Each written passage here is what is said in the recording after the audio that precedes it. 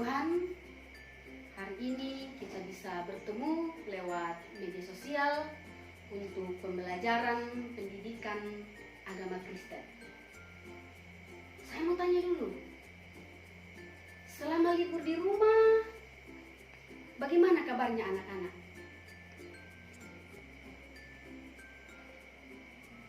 Tentu baik ya.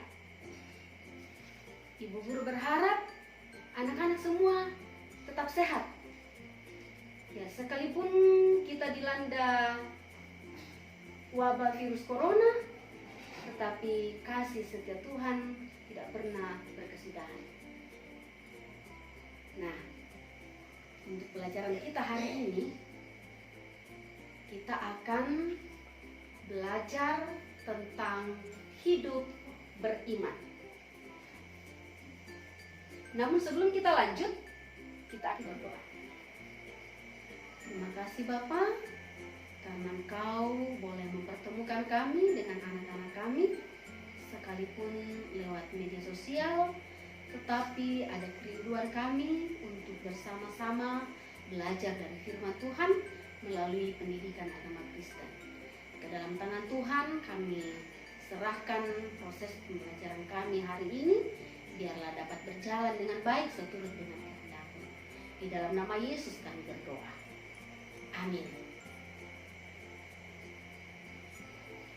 Nah, Ibu Guru tadi sudah katakan bahwa hari ini kita akan belajar tentang materi hidup beriman.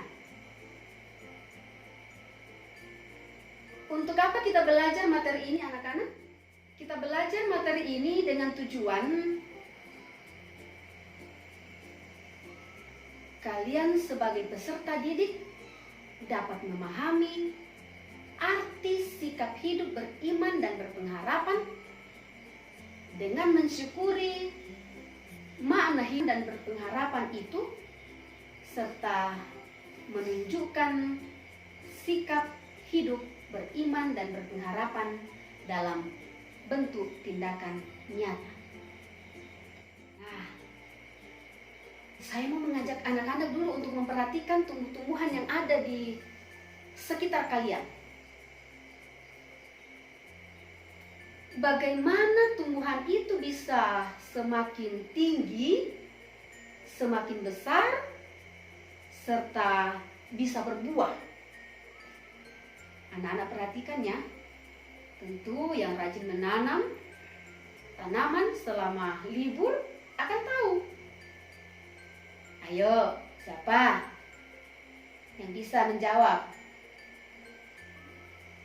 Ya, tentu tumbuhan itu bisa tumbuh tinggi, besar, dan berbuah dengan cara kita memberi pupuk, menyiram dengan air, dan membersihkan. Itu tumbuhan. Kalau tadi kita berbicara soal iman kita, iman itu harus kita pelihara agar dapat semakin bertumbuh. Nah, anak-anak, untuk memiliki dan memelihara iman kepada Yesus, tentunya kita harus mempercayai siapa Yesus itu. Dan terlebih, kita harus mematuhi perintah-perintah.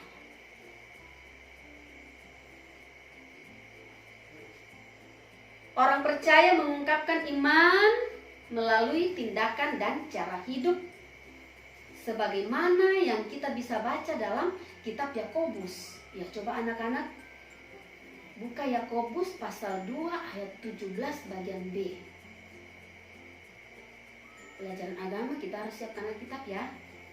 Anak-anak buka Yakobus 2 ayat 17 bagian B. Sudah, kita sama-sama baca ya, sekalipun ibu guru tidak lihat siapa yang baca, siapa yang tidak. Tapi Tuhan tentu melihat kalian. Kita baca bersama-sama ya. Jika iman itu tidak disertai perbuatan, maka iman itu pada hakikatnya adalah mati. Artinya anak-anak, iman seseorang itu bisa diperlihatkan kepada orang lain melalui perbuatan. Kalau tidak demikian, berarti iman kita mati. Ya, mati. Kalau iman sudah mati, masih ada gunanya? Masih ada artinya? Oh, tidak. Nah, sekarang mari kita lihat apa arti iman dalam perjanjian lama. Kalau dalam perjanjian lama itu, iman diartikan berpegang teguh. Berpegang teguh. Beriman berarti berpegang teguh pada keyakinan yang dimiliki akan sesuatu hal. Karena hal itu dapat dipercaya dan diandalkan. Nah, dalam hal ini kita harus pahami bahwa ternyata yang namanya iman selalu berkaitan erat dengan kata percaya. Anak-anak tahu bagaimana sifat dari iman itu. Dari penjelasan sebelumnya tadi, maka dapat kita lihat bahwa iman itu bersifat aktif. Artinya, kita benar-benar yakin akan kebenaran firman Tuhan dan sungguh-sungguh melaksanakan dalam kehidupan kita sehari-hari. Jadi bukan cuma yakin, tetapi perlu dilakukan dalam kehidupan setiap hari. Kita buka Alkitab kita lagi sekarang. Coba anak-anak buka Ibrani 11 ayat 1. Di sana dijelaskan tentang apa itu iman. Silakan dibuka Alkitabnya dulu, Ibrani 11 ayat 1. Baru kita sama-sama baca ya. Yang tidak punya Alkitab, tolong ambil Alkitabnya dulu. Biasakan belajar agama Kristen harus memiliki Alkitab. Sudah dapat ya? Kita baca Ibrani 1 ayat 1. Iman adalah dasar dari segala sesuatu yang kita harapkan dan bukti dari segala sesuatu yang tidak kita lihat. Itu ya. Apa arti bunyi ayat ini? Artinya iman percaya itu akan terlihat dalam perbuatan kita. Iman percaya itu dapat melihat dan meyakini sesuatu yang belum kita lihat. Dalam iman ada unsur percaya dan pengharapan. Percaya dan pengharapan. Dengan demikian dapat disimpulkan bahwa beriman artinya mengamini janji-janji Allah dalam Yesus Kristus dengan segenap hati kita, dengan segenap akal budi kita, dan perbuatan kita.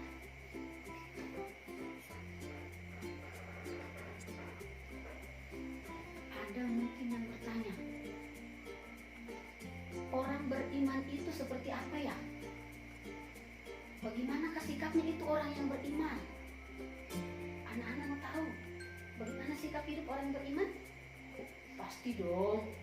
Kalau tidak mau pasti sudah meninggalkan materi ini. Nah, untuk mengetahui bagaimana sikap hidup orang beriman itu, mari kita lihat contoh tokoh-tokoh Alkitab yang beriman. Ibu guru mau menjelaskan ada 4 ya. Ada 4. 2 dari perjanjian lama dan 2 dari perjanjian baru. Kita mulai dari perjanjian lama. Yang pertama adalah Nuh. Ya, dicatat saja ya, bahannya dari Kejadian 6 ayat 9 sampai 22. Setelah materi ini nanti anak-anak bisa baca sendiri dan bisa mengerti apa isi dari bagian Alkitab itu. Nuh. Siapa Siapa yang ingat cerita tentang Nuh? Ada yang lupa ya? Nuh.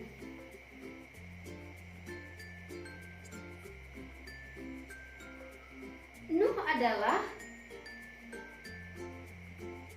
merupakan seorang tokoh fenomenal dalam zamannya.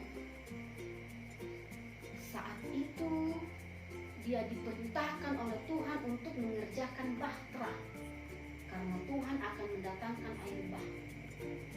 Nuh rajin sekali untuk mengerjakan bahtera itu, sekalipun di atas tempat yang tidak ada airnya, jauh dari sungai, jauh dari laut. Tetapi Nuh mengerjakan bahtera itu. Banyak orang yang mengejek, mencemooh, menertawakan, tapi imannya tidak goyah menghadapi tekanan dari penduduk kota yang mencemooh, mengejek pada saat itu. Yang pertama ya. Contoh kedua dalam Perjanjian Lama, kita lihat di Kejadian 22 ayat 1 sampai 14. Kisah tentang Abraham. Ketika Abraham disuruh Tuhan untuk meninggalkan tempat tinggalnya dan pergi ke suatu negeri yang belum ia ketahui, ia taat kepada perintah Tuhan itu tanpa bertanya atau mengeluh. Coba anak-anak, kalau kalian disuruh ke suatu tempat yang kalian belum tahu, tidak ada yang akan menjemput di sana, mau tidak? Saya perkirakan anak-anak tidak akan mau, takut untuk pergi sendiri. Tapi Pak Abraham tidak, karena dia tahu itu adalah perintah Tuhan demi kebaikannya di masa depan, maka dia taat. Nah, sekarang kita lihat contoh tokoh-tokoh yang beriman dalam Perjanjian Baru. Pertama itu adalah perempuan Kanaan, bisa kita baca di Matius 15 ayat 21 sampai 28. Ada apa dengan perempuan Kanaan itu? Ternyata anak perempuannya sakit. Ketika ia mendengar bahwa Yesus sedang ada di daerah dekatnya, perempuan itu segera pergi ke sana dan meminta Yesus untuk menyembuhkan penyakit anak perempuannya itu. Tapi Yesus tidak mempedulikan perempuan Kanaan itu. Dia tidak mempedulikan permohonannya untuk menyembuhkan anaknya. Tapi apakah perempuan Kanaan itu berhenti untuk memohon?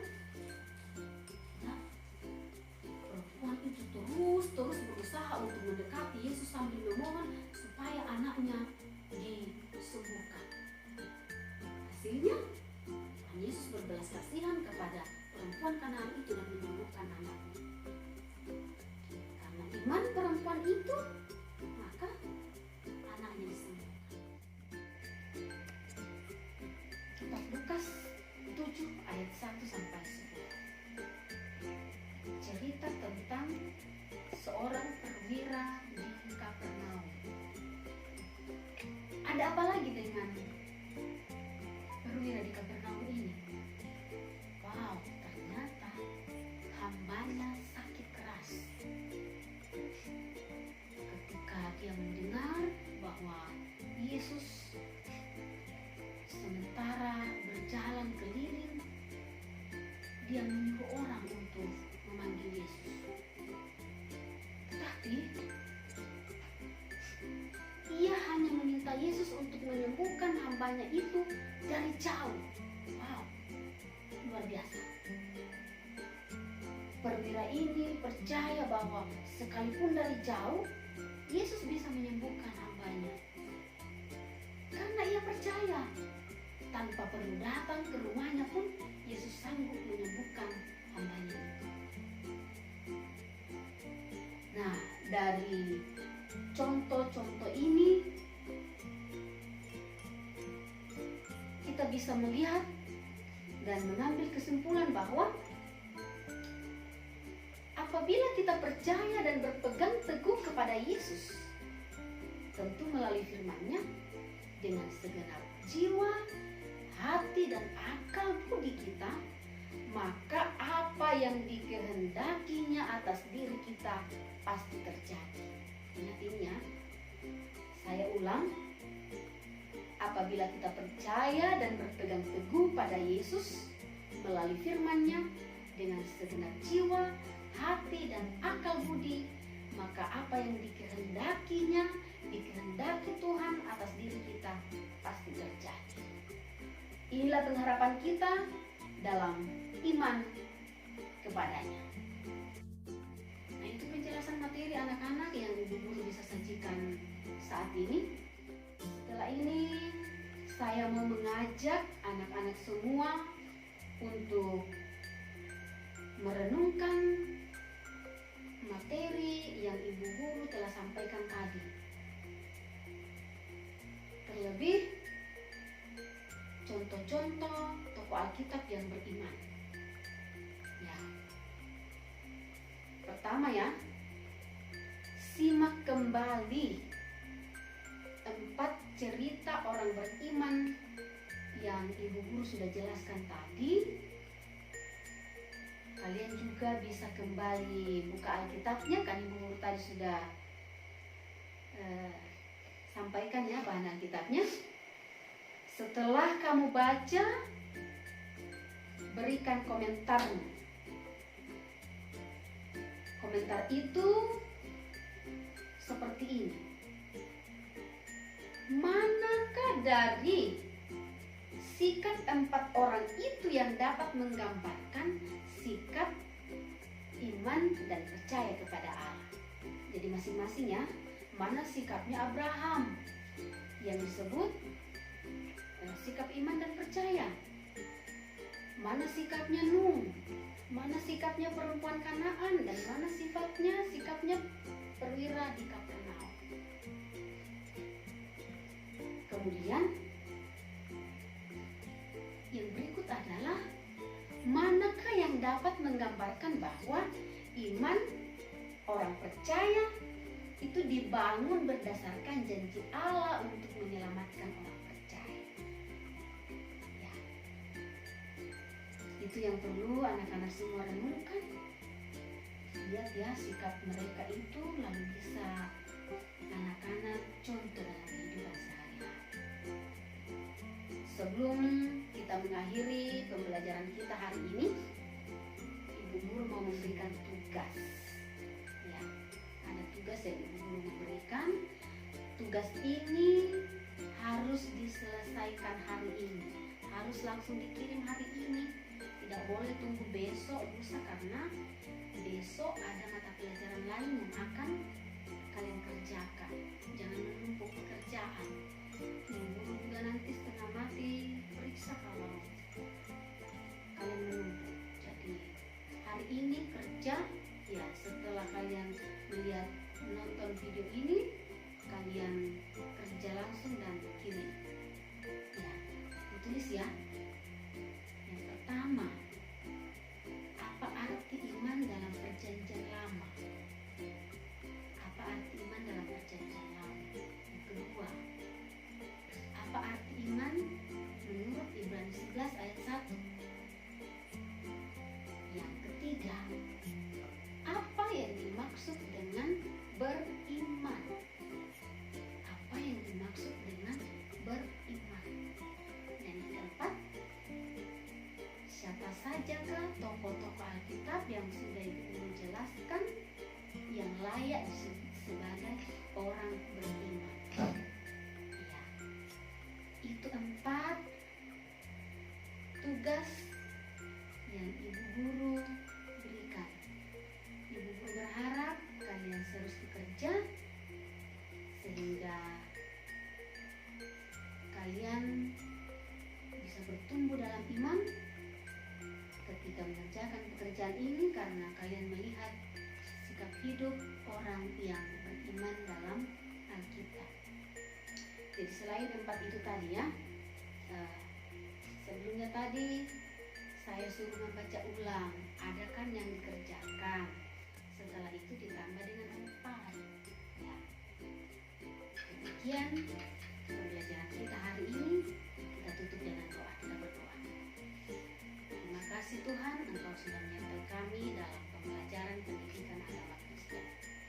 Tolong kami semua, terkhusus anak-anak kami, untuk bisa memahami materi yang telah disajikan hari ini. Kiranya iman kami akan semakin bertumbuh dalam kehidupan kami sehari-hari, dan kami dapat buktikan melalui perbuatan kami. Di dalam nama Yesus kami berdoa. Amin. Ya, jadi pembelajaran kita saat ini berakhir sampai di sini. Anak-anak tunggu pembelajaran berikutnya ya. Ya, kalau tidak lewat video, mungkin lewat cara-cara yang lain, Ibu Guru bisa sampaikan pelajaran kita.